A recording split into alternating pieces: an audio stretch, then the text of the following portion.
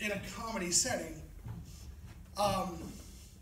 First time I did stand-up was in like a little kind of indie art gallery, which I was like, yeah, okay, why not? They do an open mic night, why not? Because where I'm from, there's not many places to do stand-up. There's like no comedy club, it doesn't exist. So I was like, all right, I'll do that. Then I realized, like, these are people who are pretty talented, pretty artistic. They take this stuff pretty seriously, and they're really working hard. Then there's me telling jokes because I don't give a shit about anything. How could this go wrong? So I'm watching them act, do their stuff. The first act, the girl was doing like some interpretive dance stuff. I was like, okay, it's not so bad. This kid was dressed like a vampire, reading really, really dark poetry. I was like, okay. Yeah, it was. Then there was a bunch of people just playing guitar and singing because it's a fucking open mic, that's what they do. And the guy that got me the best, though, was the guy playing guitar and singing his songs.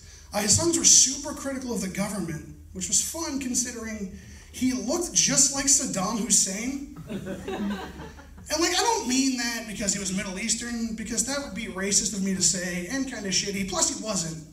I mean that because he looked just like Saddam Hussein.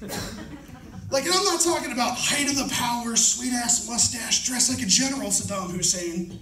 Like, we found him in a hole in the desert with a shitty beard and long hair. We got him, Saddam Hussein. Like, that's what I'm working with.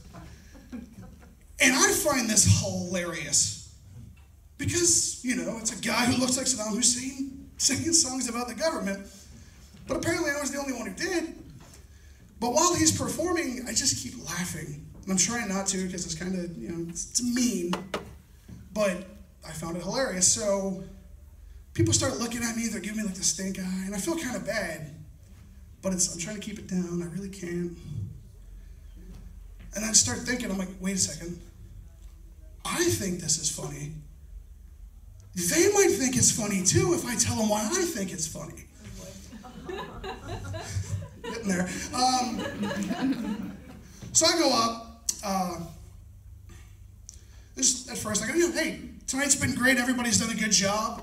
Saddam Hussein sang a song. That was cool, huh? And everyone just stares at me and says nothing, including him. But like, he's not mad. He just looks confused, as though this is the first time he's ever heard that before. It's like, come on, that's bullshit. Your family calls DHS on you. Like, there's no way. So I'm just sitting there in silence. I'm like, okay, worst start ever. I continue to do my set and just fucking bomb. It was the worst thing ever. I get off stage, I'm like, all right. But I still wanted to do comedy, so I reached out to a guy locally, but just like I said, there's no comedy venues where I'm from at all. Like, this is the first one I found. It's literally the closest one to me. So I talked to this guy. I know he runs open mic nights, and I'm like, hey, do you guys allow stand-up? And he's like, we do, but we don't allow vulgarity. You could have just fucking said no, like. And it's not that you need to be vulgar to be funny. Necessarily, they don't necessarily always go hand in hand.